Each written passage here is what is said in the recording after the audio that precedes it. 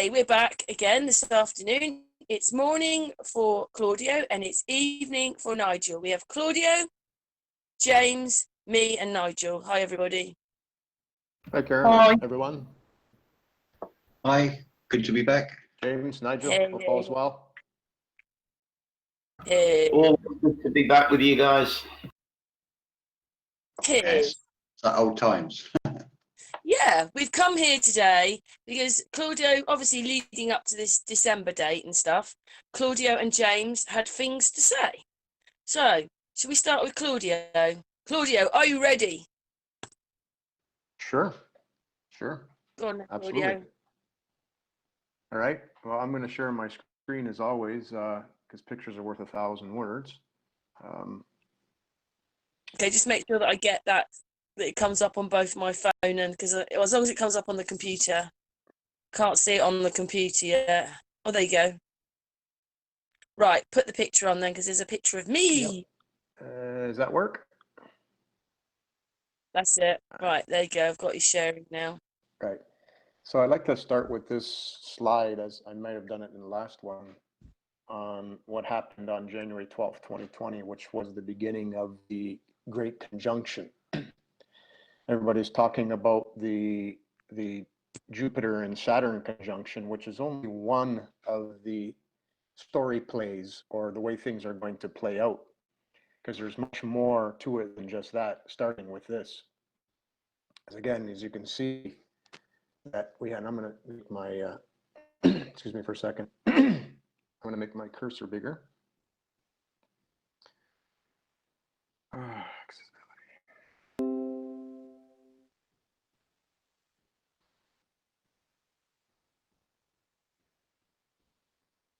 There we go. Everybody can see my cursor? We need a bigger cursor. Yeah, okay then. Yep, sure. There, that's it. That's a nice big cursor. So, and I know people do tropical versus sidereal. Tropical have missed this, and tropical, by all sense of astrology, has been slightly misinterpreted. So, and again, I keep saying the tropical zodiac is referring back to the Dendera zodiac. Anyway, we can talk about it another time. I want to make a video on it just so this way everybody knows. But what actually was in the sky was all these alignments right here, right on the river of heaven.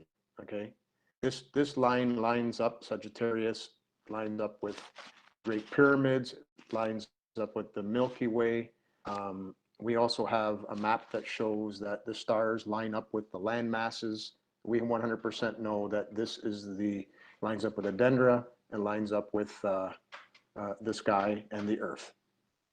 So, I mean, Mercury is the Akashic records, okay?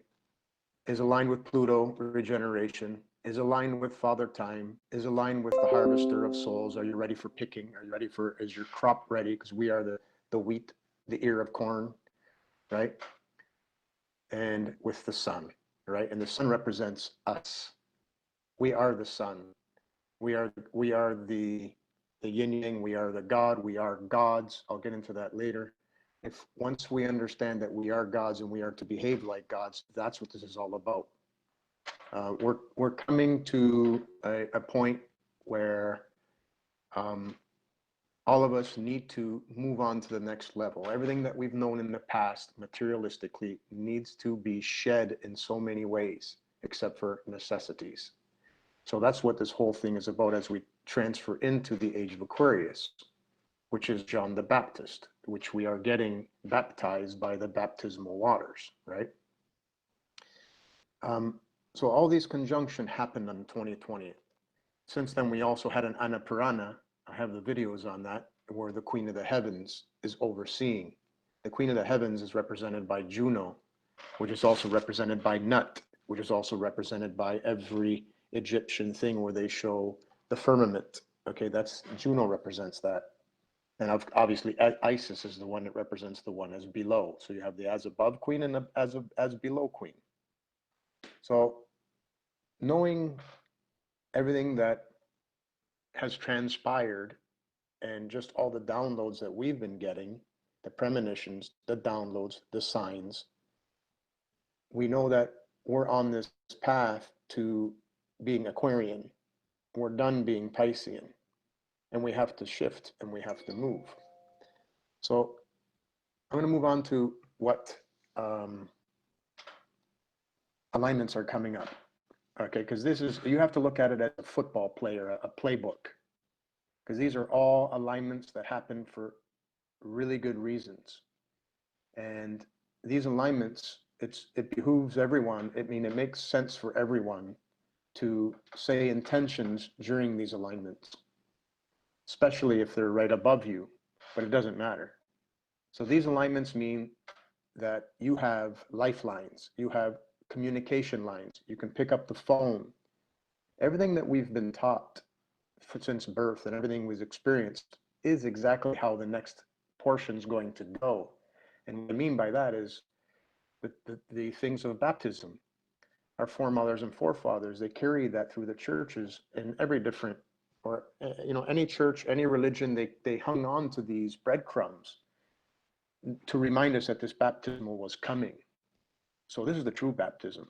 This is the true getting the etheric waters to wake us up, to remove our sins, and our sins being everything that we've done materialistically that goes against, let's say, the 10 Commandments. Albeit we know the 10 Commandments has been reworded by us because it needs to be in a positive light. So to say intentions along these alignments makes too much sense. We're going to write what the intentions should be based on all the data, facts, knowledge, downloads, premonitions, encounters that we've encountered and we've received. So we'll be writing these intentions if anybody would be interested in saying them. But on Saturday the 19th, the sun aligns perfectly with Mercury. So that means you, the sun, and the Akashic records. So, and I've showed this in Facebook post before, I don't have it ready to show right now, but there's a scene where the sun or you or somebody is going up to Mercury, okay, Anubis, Thoth, the holder of the Akashic records. There's a scene where you are in front of him and you're asking to rewrite your script. So that's what we're supposed to be doing right now, is rewriting our script, reimagining what our life is going to be like. If we want to imagine that our life stays the same, I don't think that's going to be a good thing for you. So knowing that you should be rescripting your life, as we all should be, as we enter into the age of Aquarius, we just were in a learning camp going through the minimal amount of love called Pisces. So I'm going to preface with this one, and I'll go briefly through the other alignments that are coming. But when you say an intention on this date, it should be about you scripting your new life and how you see it, and how it all has to relate around one love. And I'm going to show you how this is done. Like, you have the sun, Mercury is aligned in Sagittarius. Sagittarius representing law, representing the common law, representing the Milky Way, the river of heaven. This is what Sagittarius represents, meaning that's where we all hang out. It's the dielectric inertial plane of the magnet. It's where everything is pure. Everything wants to be pure. So here you are with your Akashic records about law and pureness in the Milky Way, going home. And it's at 4.5 degrees Sagittarius. So it's like drawing a second tarot card to get fine-tune it. So 4.5 Sagittarius means Taurus. And I'll show you what that means. There's subharmonic signs. All right. So in other words, each 30 degrees or each sign, let's say this was the sign of Sagittarius, the first 2.5 degrees is Aries, the second is 2.5 is Taurus, Gemini. Every one of these have meanings. And every one of these meanings are real simple once you learn what they mean. And that, using that, we then pull together our intention. Because in 4.5 degrees, that's Taurus. And Taurus represents the mother, the earth mother, which also represents Juno, the queen of the heavens, or the above, of the day, the queen of who is looking over us because the queen of the mother, this one right here, she's coming back. So Juno is preparing us for when the mother of all mothers is coming back, which you've heard me talk about before, because she's rising with the sun, you, on Easter 2022. So that means your clock's going to get lit up if you've been doing the right intentions, if you're going away from red shift and going to blue shift. So just saying what Jupiter and Sagittarius is, sorry, Jupiter and Saturn alignment, yeah, that's really important. It really is, because it's part to do with fall of Babylon. So I'm going to move on. So you can state an intention just by what I've just said there. So the mother of all mothers, thank you, my earthen mother, for showing me the way towards home, the Milky Way, right? I want to rescript my life, and this is the you. So these are the type of things we should be doing as this comes above. So it's not just one event, it's all the events. You can then take this and go and look further into your chart and see what alignments you have. They've given me so many lessons because I've looked at my own personal alignments, and I go outside and say my intentions. And the synchronicities that happen while that is happening is crazy. It's crazy beautiful. I mean, I can talk for hours just on all those things that I'm getting, and everybody around us is starting to feel the same thing. So I don't know if it's because we're hanging out together or we were drawn to be together. I'm not sure what it is, but the synchronicities are crazy. We sit there and we laugh and get invigorated on how synchronous they are. Any questions before I move on to the next one? Thank you for explaining that, Claudio. No, I'm good. We're listening. Okay, so on December the 21st, Saturn and Jupiter align, and they align in Capricorn at 6.3 degrees, which is a subharmonic of Gemini. So this means, which is another beautiful alignment, is Saturn is father time. Jupiter again is related to law. It's in both, Jupiter owns the house both in Sagittarius and in Pisces, right? So end of cycles and law. So you can see that father time and law are coming together in Capricorn. Now Capricorn is half fish, half goat. The best way to remember what that's about is you can use the mermaid principle. And the mermaid principle means there's no procreation happening with a mermaid, because we have to head back to the Garden of Eden. And that's where people talk about the depopulation. That's going to happen naturally. Some people are going to ascend, and the rest keep staying or whatever till their lesson's done. That part, who knows, but it makes a lot of sense to talk about it that way. And Gemini is representative of the twins. And the twinning means the twinning of you with source. And that's the 011 principle in the Fibonacci, the first three, the Trinity.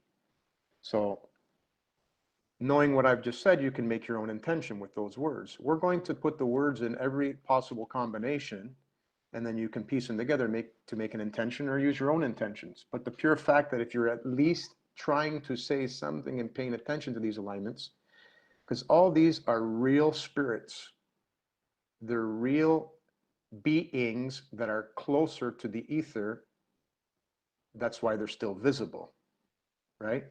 With the naked eye. Like, for example, Eris, you cannot see with the naked eye. That's why she's the goddess of the underworld, but yet with a zoom lens or a telescope, you can end up finding her.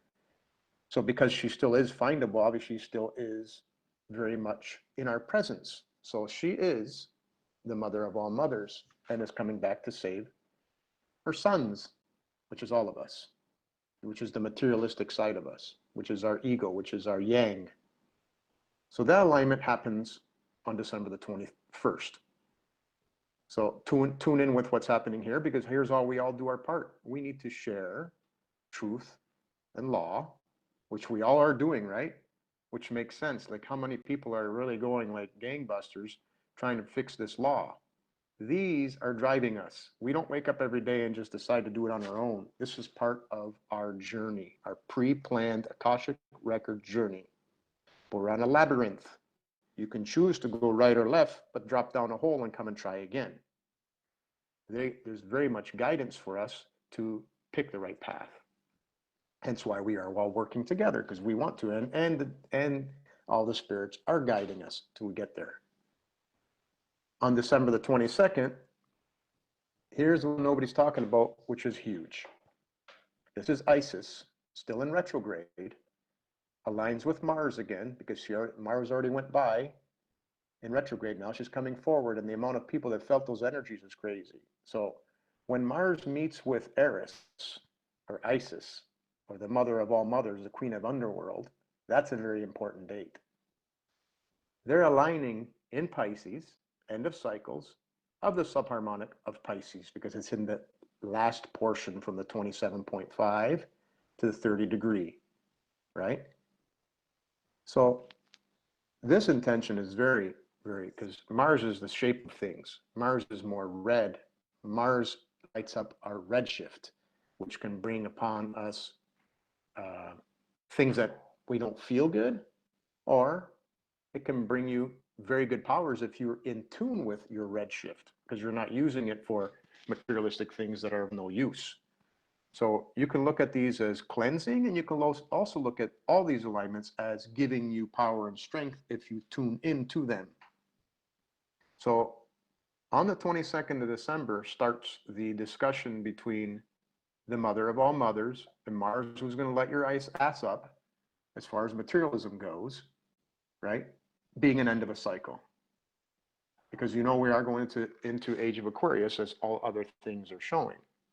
So this one is huge. This is very huge, because Isis Mama, Eris, is going to go direct on January the 11th. Every year she goes direct on January the 11th. That might slip due to precession. I haven't gone back far enough to look. But here's the thing. That's why you have the New Year's resolution, because the mother of all mothers goes direct from retrograde, meaning retrograde, go in, learn, right? Learn what the talk is, and then when she goes direct, walk the talk. So materialistically, coming January 11th, like for me, example, I'm going to quit 100% drinking alcohol. I know that that takes me out of and can make me cause to do things against moon law. I can slip when I take alcohol because it strips your oils. It's called a spirit, but it's actually a spirit stripper. That's why we feel good when we drink alcohol, because it takes and starts diluting and stripping the oils, and you can feel it in your bloodstream and you feel really good, but then it's gone. Now you got to replenish your oils, hence why you get a hangover.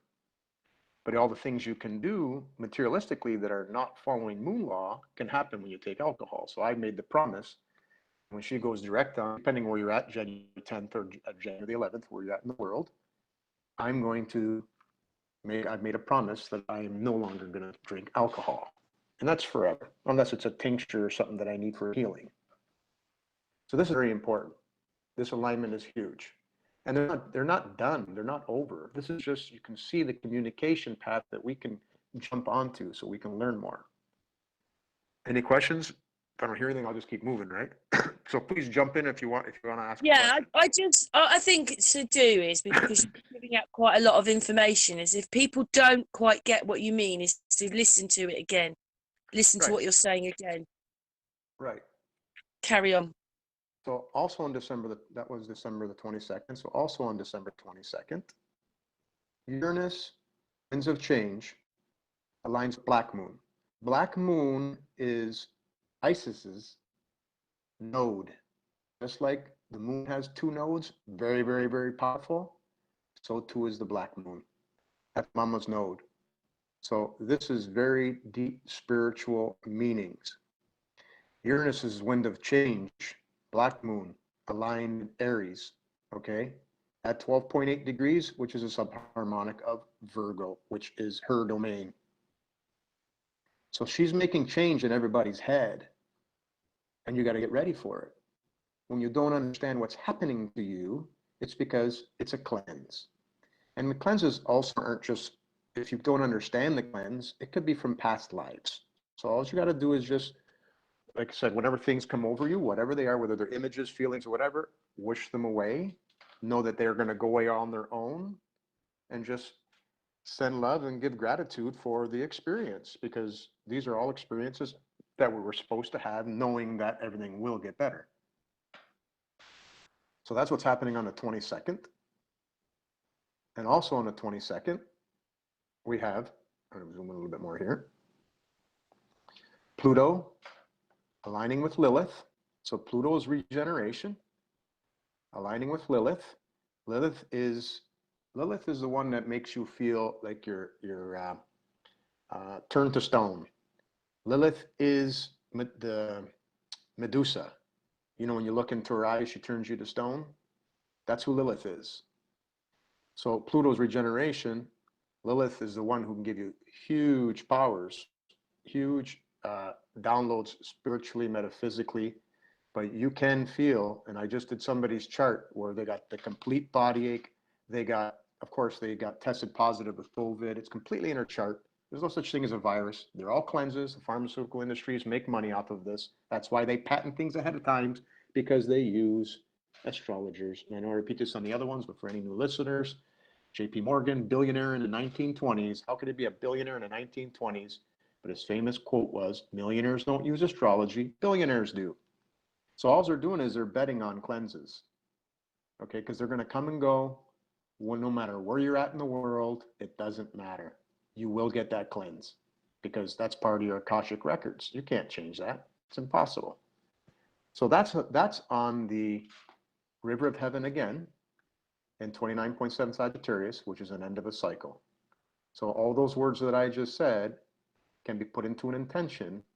So during these days, so there's a lot to say during this time frame. Of course, this is called Christmas, and Christmas is lighting up of our tree. That's the festival of lights. Our Christmas tree, our chakras are getting lit up at Christmas time, and rightfully so with this one. But don't forget, the Christmas is a celebration, a remembrance of these days that are coming, as our Christmas tree gets lit up, as Mama comes down our chimney, like Santos Bonacci says. But he didn't realize that it was Eris that's coming down the chimney. It's Isis coming down the chimney. She's moving from Pisces into Aries, from our blue red shift feet, Pisces, to our blue shift head, Aries. So this is a really important alignment as far as regeneration and intentions. And then one more that's really important to talk about. There's not very many other ones that I've been able to see. There may be other ones, but when you look down at all the different biquintile, quintile, trine, and all that, there's not very much happening. These are the major ones. So also on December 23rd, Mars and Pluto, the two regeneration redshift are square in Pisces and Sagittarius at the 29.7. So ends of cycles. So these teams right here are really trying to get everybody to push your physical being into an end of a cycle materialistically. And from our other video, the goddess of truth, Aletheia, lines up on December 23rd. And that was with Lilith, Mars, and Pluto. All right, so there's a lot of truth coming out. I'm gonna stop it right here, and let's get into a discussion. Before I go there, I just have to say that the Egyptian gods here represent what we feel and which one of these gods we want to take on or are in our chart to be like, or jump through them all and during one lifetime is also possible. You have to act like them. That's where we're going. Now, for example, you'll see a lot of these glyphs with the Egyptian having a snake coming out of their head. Well, I know what that means because I've experienced it. I get these golden ratio triangles that form a snake. There's a whole bunch of them, and they're iridescent, just so beautifully bright, and they swoop across on the inside of my eyes like it's coming out of my forehead, and it swoops from side to side. So I've experienced that snake. When you sit there and try to visualize the colors and you can start creating them with your eyes closed, that snake can turn on. When you understand what the colors mean and when you understand all this beautiful energies and all these gods, that'll start coming to you. This happened to me way before I understood who these gods are, so they're trying to get my attention. The other thing that's been recently happening to me over the last few weeks is I see a bright light coming down over my head with my eyes closed. So it's almost like when I close my eyes, it's almost like somebody's shining a flashlight over the top of my head and it's bleeding over into my eyesight. I open my eyes and it's pitch black. So that's what this means. So as we're going to get our top chakra lit up, you'll start seeing things like that. My wife, Kathy, she was very, very excited because she's always hearing me say this. And then she went outside and all of a sudden she had this beautiful experience of all these things coming with her eyes open in the sun, crystalline, diamond shaped, spiral images coming in her head. So these are all things that are trying to wake us up. I just wanted to share those couple of experiences because this is for real. We are now getting ready to graduate to the age of Aquarius. We must listen. We must move forward. We must use love, right? And just like the crook and the flail that they carry, the crook and the flail. I wish I had an image in front of me. Sorry, just sometimes all these thoughts don't come up. The crook and the flail, it basically represents the Urim and Thummim, which means we have to have morality and truth and wisdom. So the truth and wisdom is on one side and morality on the other, or spiritualism. With those two, that lights up the philosopher's stone. The philosopher's stone is our head sitting on our shoulders, which gets the embodiment per the dendra of the 0 point Aries, which makes sense. So I'm just leave it at that. If anybody's got any questions. Well, I wondered, because obviously James has got some stuff to say, whether James kind of answers it and then goes into his bit, unless Nigel's got something to say. Sure. Oh, I've actually got a lot to say because what Claudio's just shown has just made so many connections. It just totally blown me away. So if I could take 5 minutes, I'll try and show you if that's possible. What do you mean, show us? Well, I'm going to try and share the screen. You have to be in on Google if you want to share your screen. Well, why don't we come back to you in a minute then? But you need to be on Google Hangouts to. I am on Google Hangouts. Well, then you should be able to do it then. Share your screen. I'm trying to. Entrance to sheet. Hang on.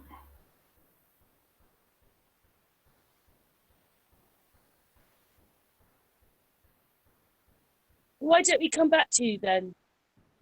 Yeah, okay. Okay, James. James next. James. Yeah, sorry, I was clicking on the little microphone with the arrow thing on the icon, not on the. So I thought, why isn't this happening? Anyway, Yes, James. The question I think maybe a lot of people would ask when you're talking about astrology is, what's that got to do with me? And that really is one of well, that's the most important thing, is know thyself. Well, the redshift is basically your arteries, which the blood. What to mute, Nigel? I'm trying to, but my screen's frozen. Oh, it's buzzing. Sorry, James, it's buzzing. Yeah, so you've got. Wait 1 second. Maybe Nigel has to go out and come back in again because it's making such a noise. Okay, hang on. Just go out and come back in. Always got to be a technical problem. Sorry, James. It's okay. Yeah, so you've got your arteries, which the blood is going out, and the veins draw it back. That's your blue shift.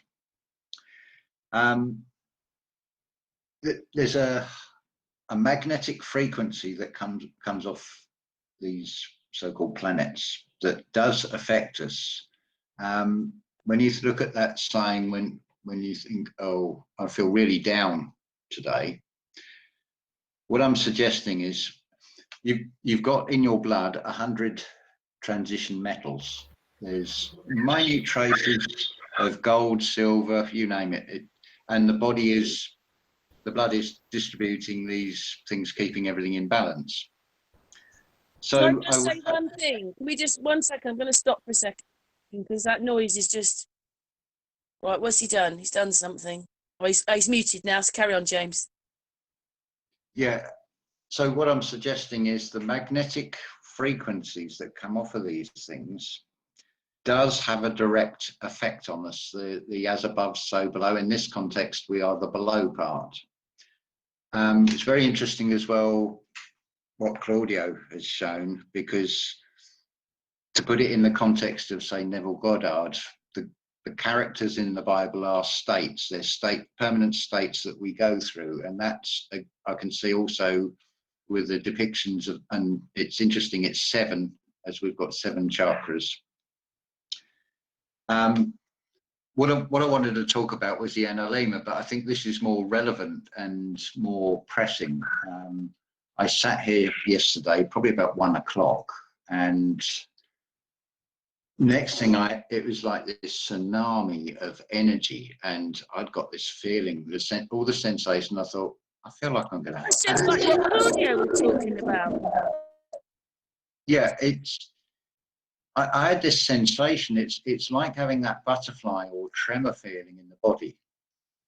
But I thought, well, I've got no reason why I'm having this. I'm not doing anything. It's nothing within me. And then I thought, well, it could be this conjunction with Saturn and Jupiter. It could be the collective consciousness of what's going on in the world, or it could be something else. I thought this time is different, because when I've had this feeling before, it's always been as if someone's got hold of my heart and been wringing it like a dishcloth and getting all the moisture out of it. And I've had these massive chest pains, and it's always been just prior to earthquakes or the California fires. I messaged a friend and their message back was, that was scary.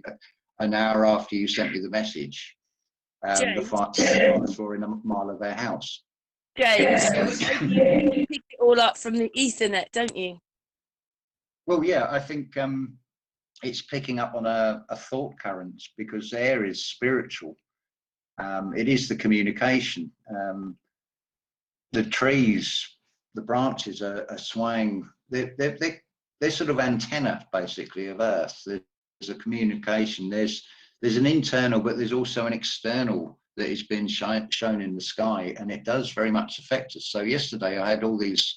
I thought, well, this is not coming from me. It's not sort of heart-centered. So that seems to go with the Earth. This is more upper body. This is pointing to, telling me that it's something above it, because it's not coming from within me. Then I'm in conversation and messages with about 5 other people. They're all feeling it. And I thought, well, this is a repeat of 2 of my most popular videos have been on night sweats and ringing in the ears. And it's like, as soon as you start talking about these things, it's like, in this world we're encouraged and the system creates it so we take things personally. So if you get anxiety, panic attacks or anything like that, it feels like it's only happening to you. But when you actually start talking to people, you find that there's actually a lot of people with depression or whatever, because they're feeling all these things, but they don't know why. They're trying to put it into a sense of something they think they know in the physical world. But this is not in the physical, this is in the spiritual that's happening. It's the same as this lockdown and the needles. It's basically a twisted way of saying, go within oneself and prick your Christ consciousness inside and light up that internal sun. Because whatever, if you go with the story of like 25th of December is the birth. Well, it's a point where the sun starts to rise again in the sky. It's an external thing. You're worshipping something that is outside of you. It's not. It's the black sun, as it were. It's the internal sun and the internal moon inside of yourself. This is expressed in all ancient beliefs. It's just the stories have been twisted and personified. It's a spiritual history of what is to come and what is ongoing. It's nothing to do with a secular history or the history of humanity. I'm not saying that it hasn't been played out in the physical from the story, because they are playing it out. This year has ended up, as things stand, as being unprecedented, quite literally, in the USA. They're just doing the Jupiter Capricorn thing with the presidential thing at the moment. They're reflecting that story on the ground level in a physical sense on the screens. Anyway, I'll yield there. Well, Claudio was just talking about all that because he was saying that this light was outside of him coming in, and you've just explained the same thing. And you said lots of people explain the same thing. So it's obviously doing what Claudio says then. Claudio? Yep, James has got it nailed, of course. Yeah, and I remember you said in your video that you know, it could have even been the eclipse, right? Which 100%. That depending on what your chart looks like, of course. Your eclipse will light up your alignments that are in alignment. Sorry, your aspects that pertain to that eclipse, especially where your natal north node and south node are, your natal sun and moon. Yeah, it's 100% happening to us. And like you said, what's the question is, well, what does that have to do with me? No, it is you. Everything that these alignments do is you.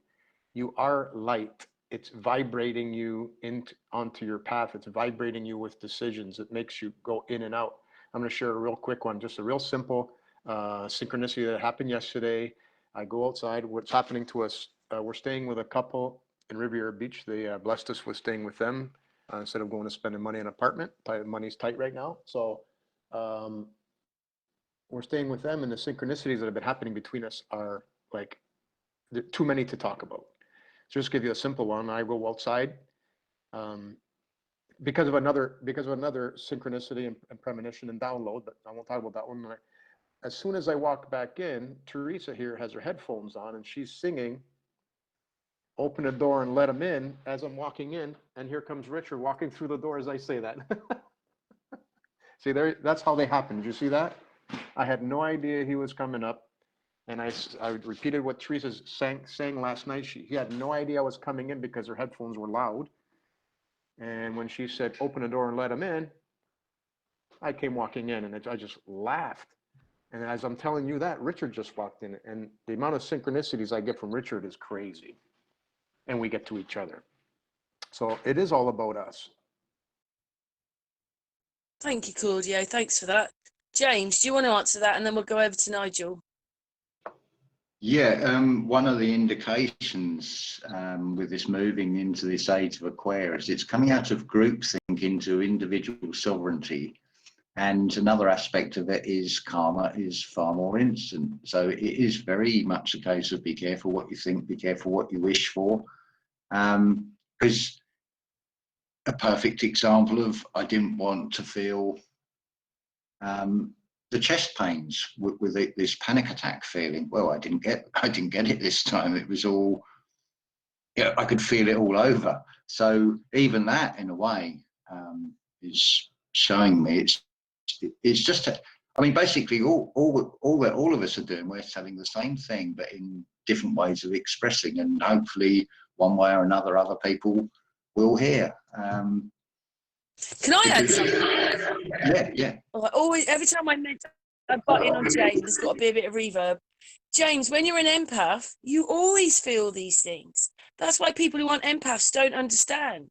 We have the weight of the world on our shoulders. We can feel it. You can feel it in the air. Well, this is the thing. People will try and reason things within certain bookends that they've got. So if they have no experience or even a belief in the spiritual world, then they will try and put it into a context of something they can relate to. So, for example, if a load of us were saying, "Oh, I felt dreadful yesterday," probably most people would say, "Oh, it's probably some seasonal flu bug or something going round, and it just makes you feel down." That's how they'd explain it. It doesn't mean it's true, but no point hiding. Basically, what we have to do is we have to relearn that all these things that are happening are not what we think they are. Basically, they're something else. Well, this is very much this is the science of quantum potential. When you look at the atom, the particle, the only solid part is 0.001%, but the waveform is 99.999%. So look how much potential there is. I mean, this reality is a deception. We're sort of encouraged to think that we are these physical bodies, and we're not. So, like I said on one of my videos the other day, it sort of occurred to me, I'm also playing the role of the serpent in the garden, because I'm saying you will not die. Nothing can hurt you. These are just experiences. The death itself is nothing to fear. And what people have got the most fear about is the manner in which it happens. I mean, what could be better than if you just go to bed and that's it, you don't wake up again in this reality? Then there's nothing wrong with that at all. That's nothing to fear. It's just a doorway. And what Claudio said about intent, if I'm really honest with myself, I've got to the stage, I've got absolutely no purpose or reason to be here except to be able to say to everybody, look, here's the door. Because it's like, well, I want to get out of this, but I don't want to leave everybody else here to suffer in this hellhole. So it's like try and show people that they're not the physical vessel, that they are a spiritual being that is eternal, that cannot be hurt at all. This is just an experience, but this reality dresses everything up in fear to try and separate you from your spiritual self, your true self. I'll leave it there. Thank you, James. So we've got two brilliant guys saying the same thing, but saying it differently. And very much appreciate all Claudio's hard work there on showing us on his diagrams. And if people don't understand that, just go back and listen to it again, because Claudio said quite a lot. Anyway, Nigel's got something. Thank you, Claudio. Nigel's got something ready. Yeah, can you see this on my screen sharing? Yeah. Okay. Yeah, all clear. Now, there was a little video that I made 2 or 3 weeks ago. I put it up on my channel. I put it unlisted or private or whatever, but it was still taken down due to copyright. And it was about 2001: A Space Odyssey. I think I sent it. I know I sent it to Karen. I might have sent it to you as well, James. But it was inspired by this, and this is the monolith that was discovered in Utah. Can't remember if it was November the 8th or the 18th, but it's got an 8 and an 11 in it. And of course, 8 and 11 is 88, which symbolizes rebirth, essentially. Now, when Claudio was talking about coming into the age of Aquarius, which is all connected to water, it's all connected to, as he said, John the Baptist, which is connected to water, rebirth, mermaids, all these watery connections. Made me go back and have another look at this. I was literally inspired while I was listening to him talk. Now, I want to look at this. I want you to look at this in a slightly different way, but I'm going to try and connect it to what Claudio was talking about. If we look, I mean, there's not that many pictures online, but if we look at the monolith as being a phallic symbol, a phallus, and behind it, we can see a slit in those two red rocks. Let's just go with the flow for a minute. That represents a birth canal. Now, what would happen if water was to gush out of that gap between those two red rocks? The water would hit the back of the monolith. The flow of the water would kind of split in two, and then as it flows back around the front of the monolith and comes back together, would it not form some kind of something that might look like a DNA spiral?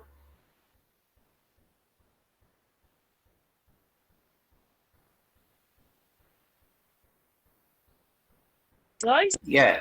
Yeah, I'm visualizing what you're saying, because I mean, then what's happening on the other side becomes a vacuum, right?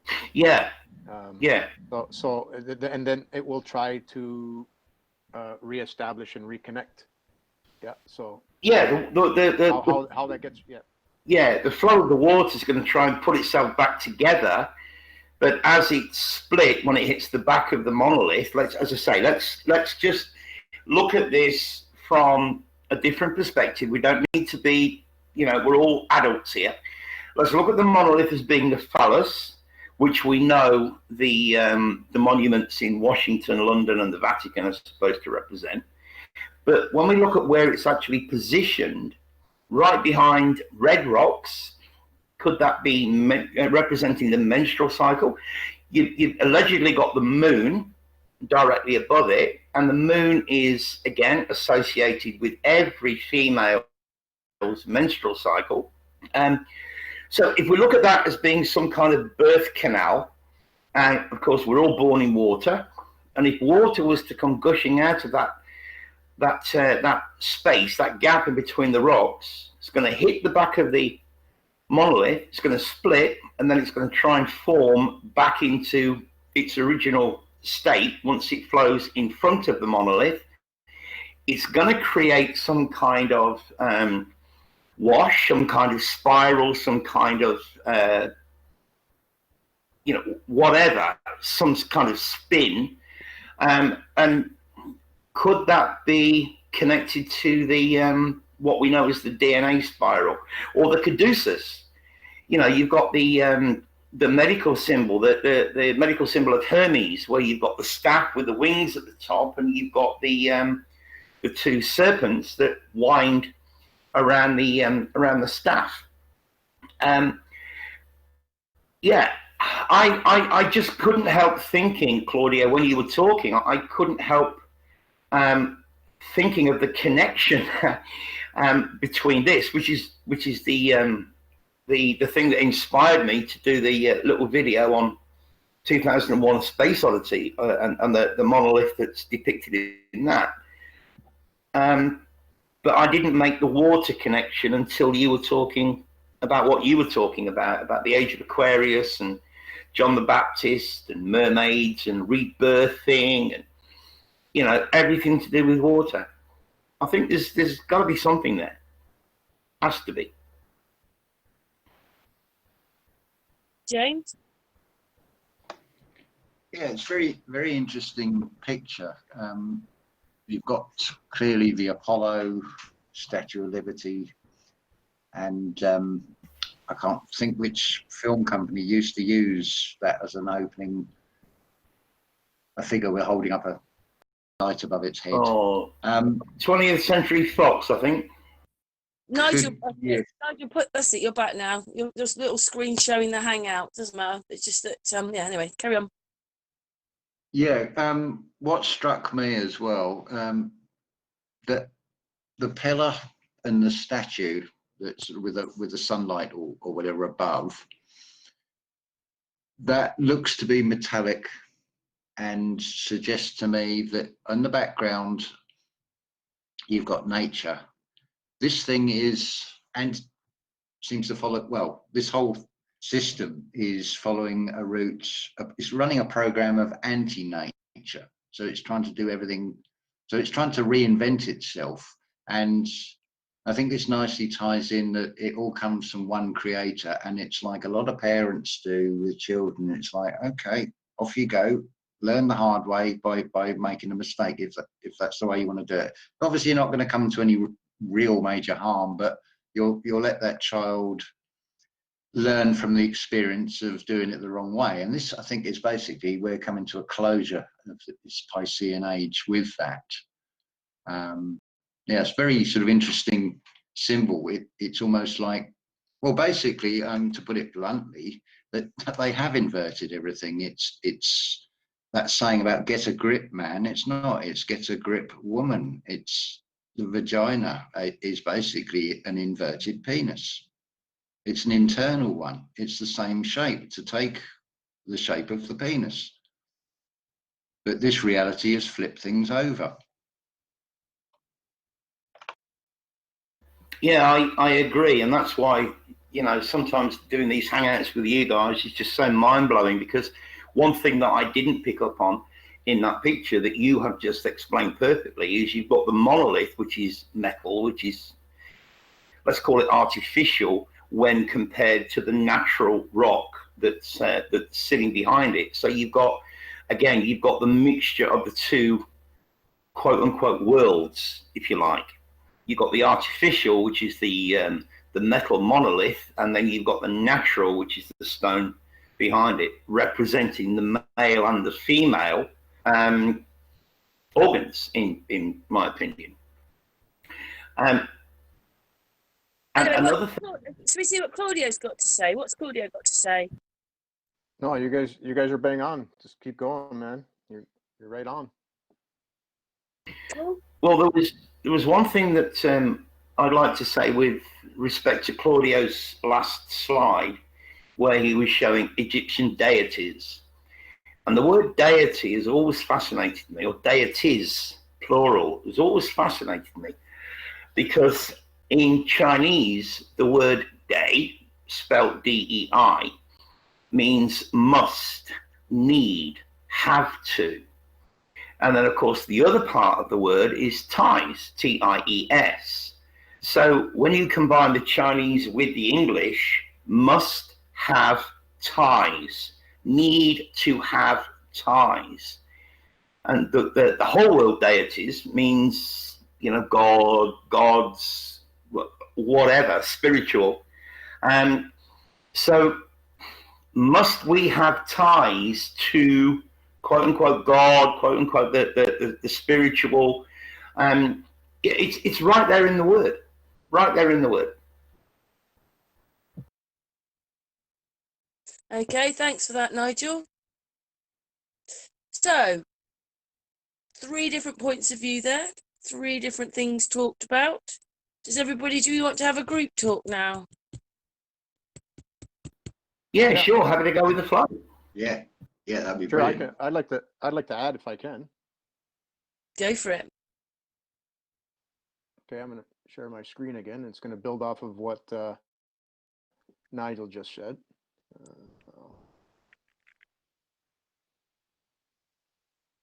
Okay, so like he was saying, this would be looking down at the bottom here. That would be the beginning. So the flow of water would be going up this way. So this would be the redshift, because where movement is the redshift. It gets split, and then on the opposite end would be the vacuum. So it would be this would be the other side of the monolith. And I'm talking front to back, not top to bottom, right? So this would be like a top-down view of the monolith. So let's say, what shape is the monolith? Is it a triangle or something? I'll just use this.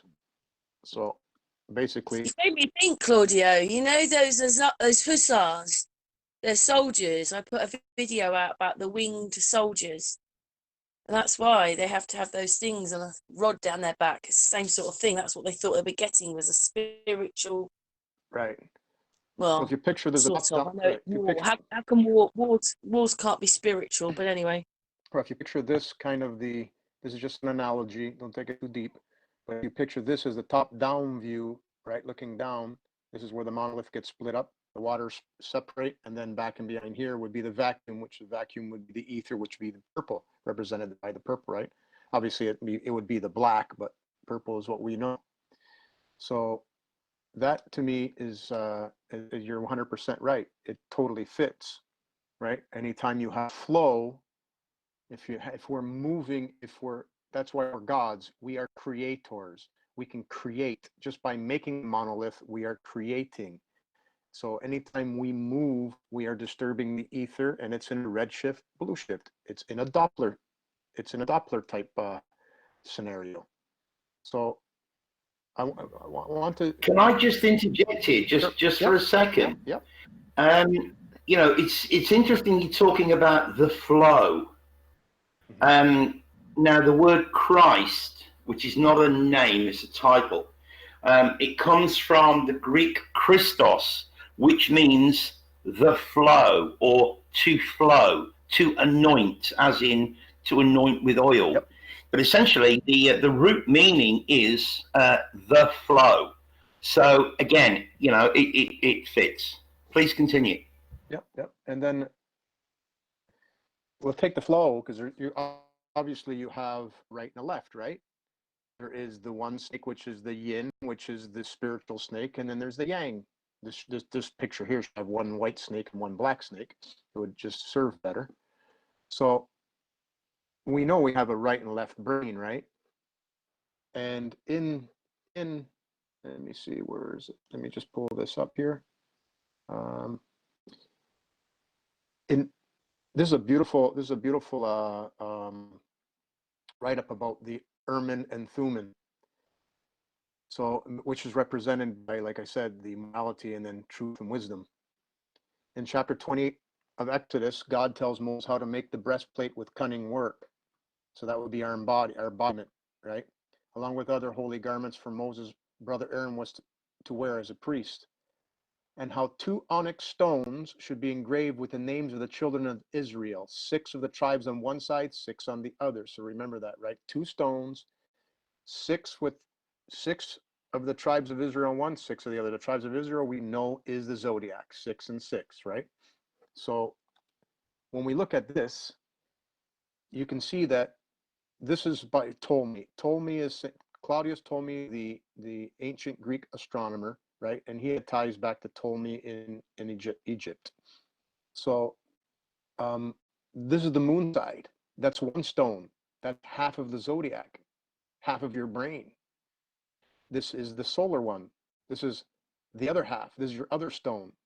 So when they talk about the 2 stones, they're talking about the philosopher's stone. They're talking about your head. You got 2 stones in there. These ones represent the moon or spirit. These ones represent you and materialistic and God. So this is what makes you a God, because you have those 2 stones. And each one of those stones have the names, which are these names, of the tribes of Israel, 6 on one, 6 on the other. This one makes too much sense to me, because even the Dendra Zodiac shows a gate between Cancer and Leo, right? So I just wanted to share that with you, that all this is about us. Astrology is about us. It's 100% our being, everything that we are about. There's no question. There can't be any question. Not to mention that we get, like I said, we get downloads and we get signs, get woken up by spirit teaching us this. Our mothers and fathers in spirit world are very much there and want to communicate with us. All we got to do is tap in and say hello. It's really that simple. And I'll stop with that. So I just wanted to expound on what Nigel said. Thank you, Claudio. James. Yeah, something's just occurred to me. With the word sepulture, I think, comes from Latin or Greek. In Hebrew, it's Golgotha. And in English, it is skull, which is in the Gospel of Luke. That's where the Creator is. But when it's worked the other way, Golgotha, take the gol off. Now, if you add sex, and instead of being a co-creator, you have a burg or a castle, a status of your power, you become a Sax Coburg Goethe. The usurers, basically. I love calling them out. Thanks for that, James. Yeah, but they twist it. I mean, you know, one word that comes to mind is, where do priests train? Where do priests go to learn their trade? They go to a seminary or seminary. Right. The semen is the ether. C-S-E-A. The seamen. We are farers of the sea. This is our boat of Ra that we're in and upon, right? And a larger boat called the earth. So I know people want to say semen, meaning semen as in sex, which is all part and parcel to it. But yeah, no, we are semen for sure. We are floating in the ether, and we are in manifest, in creation, learning what it's like about different changes of non-pure love, because we're not pure. Hence, when you take that to, if you study Ken Wheeler's, if anybody wants to learn about physics and metaphysics, it really gives you a deeper understanding. You don't have to, if you're not into that, because everybody's chart doesn't, give them the desire to do that like we do. But the physics and the metaphysics behind all this and learning shows you and proves to everything that we say is in fact for real. That's a very interesting point, because I've talked about this on other podcasts as well. When you look at when we go into, which is not what this podcast is about, but when we go into Tartaria, Russia, the emperor of Russia was the Tsar. Whether you spell it C-Z-A-R or T-S-A-R doesn't really matter. But then you had the emperor of Rome, who was the Sea Tsar, the Tsar of the sea. And the people were called Romans, row-man, rowing. When you put it in the context of rowing a boat, you have the Sea Tsar and you have the row-man, in exactly the way that you've just said. Seaman is actually S-E-A-M-E-N. It's all connected to maritime law, the whole thing. Can't get away from it. It's all there, right in front of people's noses, but many of us just don't get it. Thanks for that, Nigel. Thanks for that. Thanks for adding that bit on, James.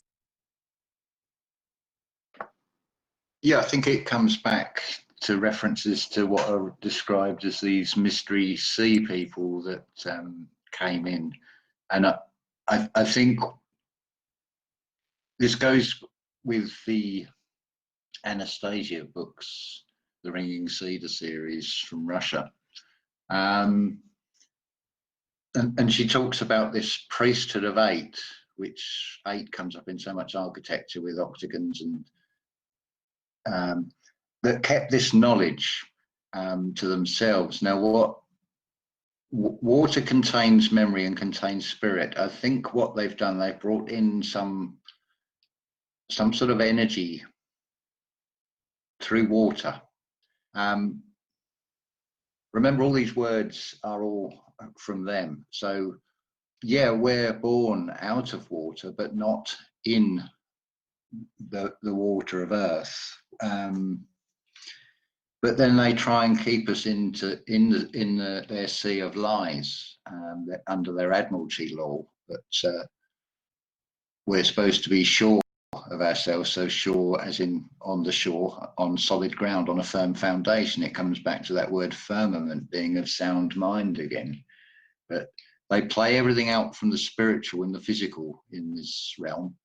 So I would say even the scriptures are a spiritual history which has then been played out on this world stage in a physical form. So you then do have an historical story that it's wrapped around, but its origins are in spirit, and it's about our journey. I mean, if you ask me when is Christmas Day, I would say October the 6th, because that's when I had the first part of this birth from above, which takes 2,160 days, which is 3.5 years.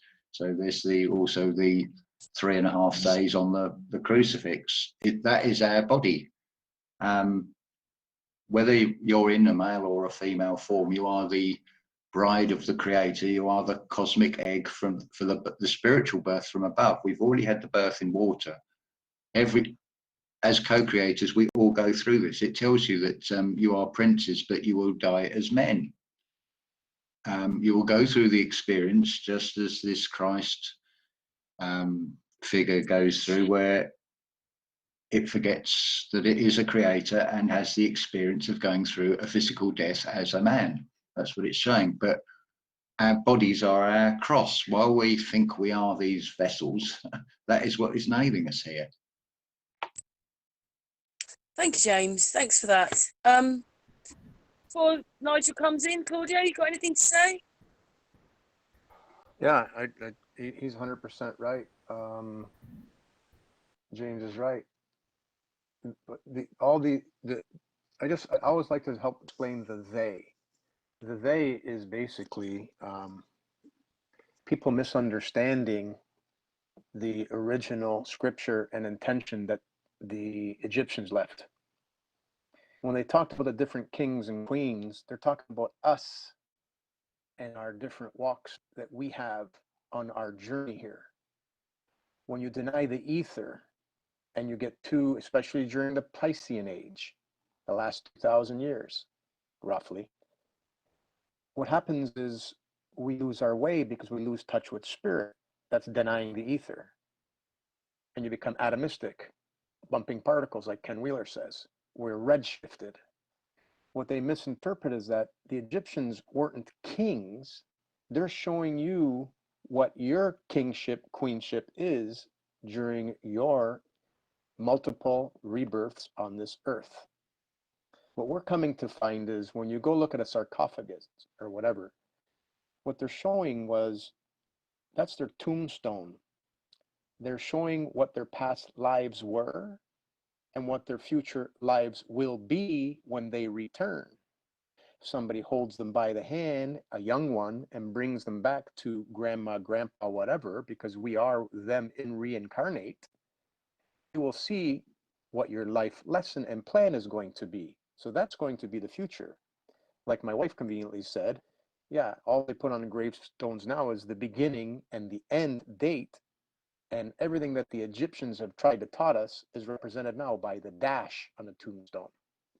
So our Akashic records are very clear, and we can read them and know them, because when you figure out what path you're on, which king, queen, whichever hat, whichever one you are acting as, then you will know, number one, you'll be invigorated because there is no end, and you're just being born in these waters, but we're going to get reborn in the etheric waters. So it's just the same cycle in a different feeling, which is going to be in a more beautiful way, because like I said, this is the least amount of love, although we're tethered and always will be loved. Getting the experience, coming to the Piscean age, now we're going to get born into the new etheric waters. That's why Aquarius is John the Baptist, but he's pouring air, etheric waters. That's what he's pouring. That's why it's an air sign. So I just wanted to, when those and they made themselves kings and queens, they don't even know why. They're just being told that, hey, that's what it's written in scripture, man. You got to be a king. Well, no, you got to act like these kings and queens. You got to act like the mother of the sky. You got to act like the mother of the the mother of the day and the mother of the night. Juno and Eris, or Nephthys and Isis. So this is just nothing but more than man's ego losing his way during the least amount of love time, thinking that he needs to be a king or a queen and he'll have all the riches of the world. Well, they got that wrong. That's all the materialistic riches, which they had to lie, steal. They had to break so many moon laws to do that. And I pray for them because they need to get enlightened, because you can't know what we're saying here and be okay. You cannot. Because once you understand and know, you will drop it like a lead balloon. You won't do that anymore. And they're all going to face that. We all have to face that now. We got to drop that materialistic lead balloon and start acting like the kings and the queens were supposed to be, and not where they're slaves. No, no, no, no. That's total misinterpretation of the original text from the Egyptians that they left as breadcrumbs. And as Jeremita says, I yield. I totally agree. Nigel, I'm just going to try and share. Nigel, you're going to show us that you've got a picture up to show us. Yeah, this is called the Blue Men of Minch. Now, yes, I know it's a drawing, a painting, whatever. But, you know, we talk about the blue bloods. We talk about the 13 families. For me personally, from my own research, you know, I'm pretty sure that they invaded this realm. They came in from Atlantis. That's who these beings are. And you can see the guys on the ship. They're us, you know, wanting to help these people, not realizing that their whole goal was to take over and usurp this whole realm. You know, I'm just sharing that for a bit of, you know, I'm not saying I'm absolutely spot on. I'm just saying that it's a very, very interesting thought that so far nobody I've spoken to has been able to debunk it. So there we go. Thanks for that, Nigel. We've been going for an hour and 10 minutes. You've said quite a lot of stuff.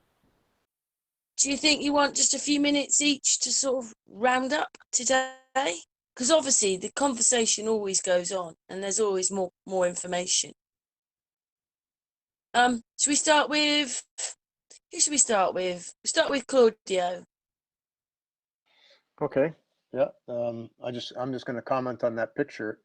Your analogy is very, very correct. Except those are spirits and angels coming back to take our materialism away. That's what's happening right now. Atlantis, or whatever, the ether, the etheric waters, those beings could be represented by the blue men, which are all the people that are giving us all these beautiful, invigorating downloads, experiences, encounters, synchronicities. So yeah, they're coming to help us. But when we realize, well, wait a minute, they're trying to take all my materialistic belongings away, that's where we have the Armageddon happening of the two stones, right? Our philosopher's stone. So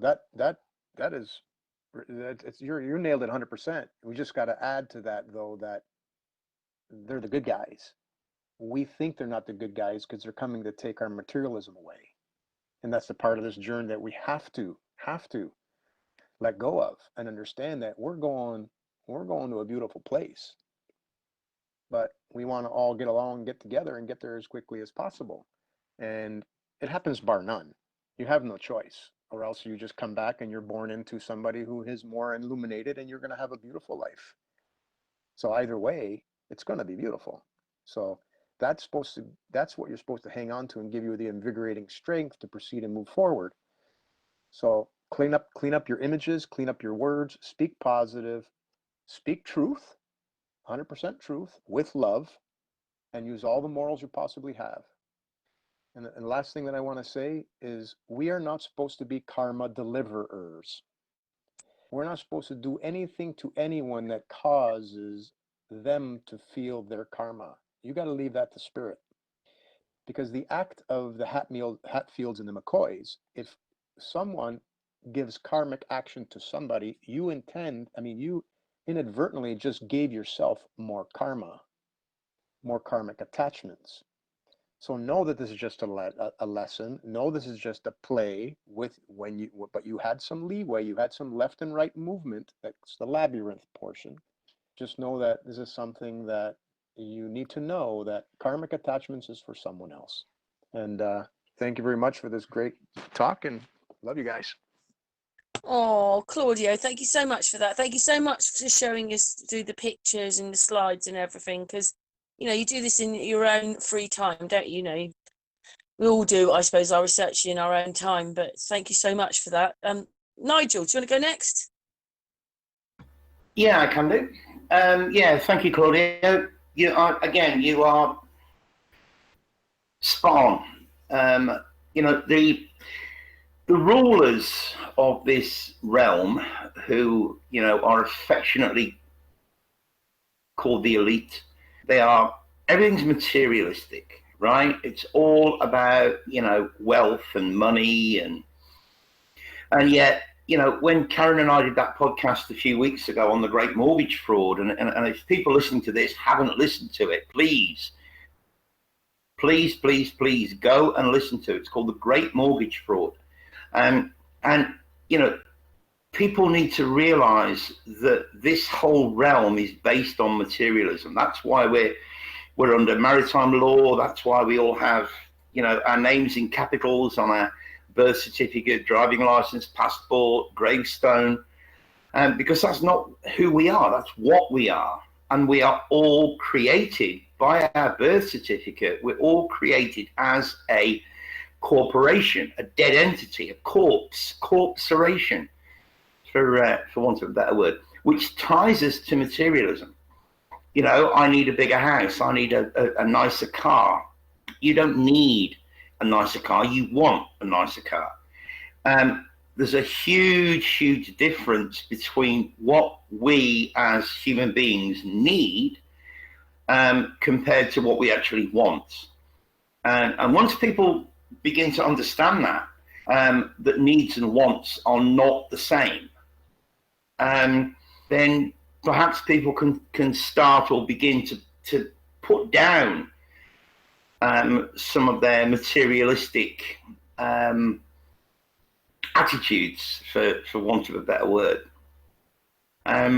So yeah, again, you know, I hadn't looked at it at the way that Claudio just described it, but yeah, I hear him. You know, these blue men of Minch, are they the people that were coming here to take away our needless materialism?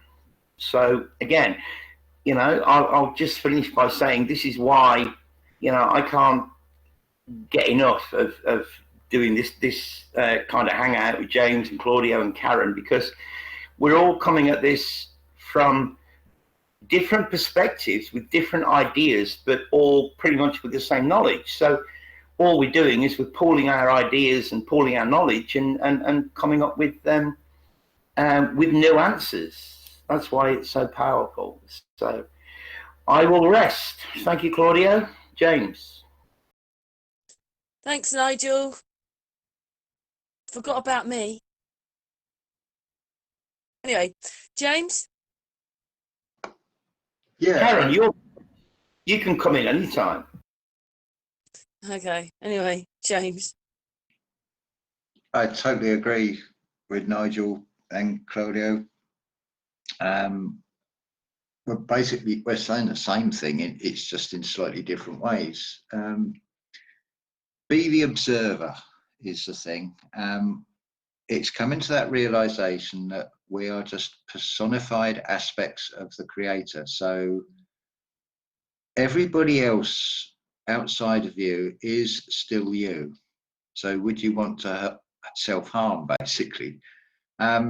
You've got a system that they are elites. It's the way it's said again, it's L-light. L is associated with evil because they flip everything. And what you'll notice at the moment is this weird, bizarre behavior that will be displayed by people because they are looking externally, they project and express externally. So at the moment, you've got two narratives running, which is why you've got so much craziness in people's behavior. You've got a script of keep apart. Now you also have an ingrained script of come together. It's Christmas. It's a time of family. So look at the internal conflict that is going on in people's heads. They've got two fake belief systems they're going with. The irony of that is quite amusing to watch, but you can sort of get the brunt of it if they're outwardly projecting and get the blame for it, which of the experience I'm having, but I can see it for what it really is. It is all about being the observer, being that realization of I am that I am a co-creator.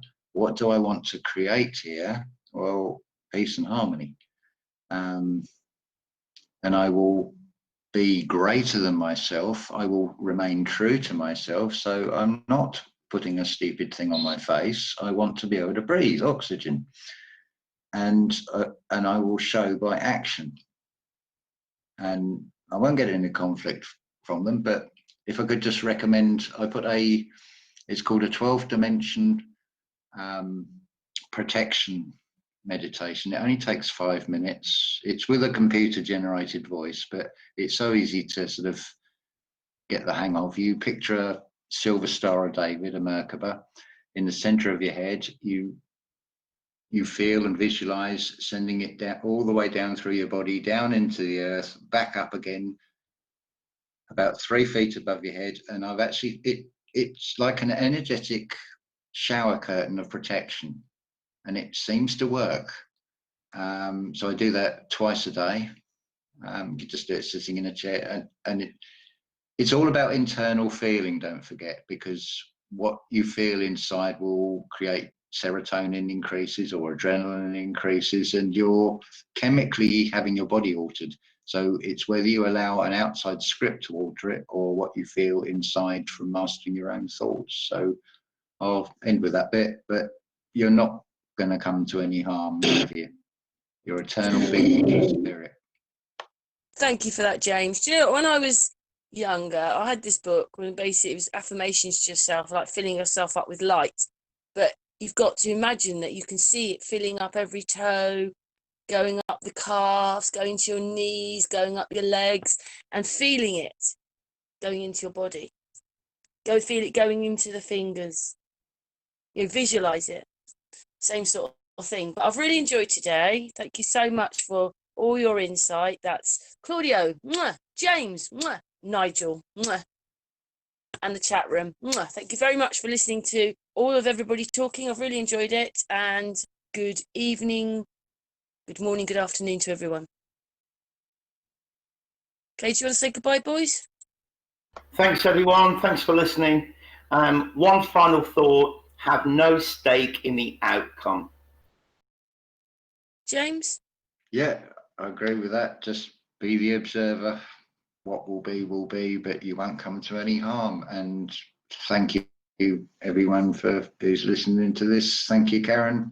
Thank you, Claudio. Thank you, Nigel. Thank you, Claudio. Thank you, Karen. Awesome as always, bringing people together. Always trying to help people, which is so honorable of you, Karen. Nigel, James, pleasure as always. And just remember, Mama's back.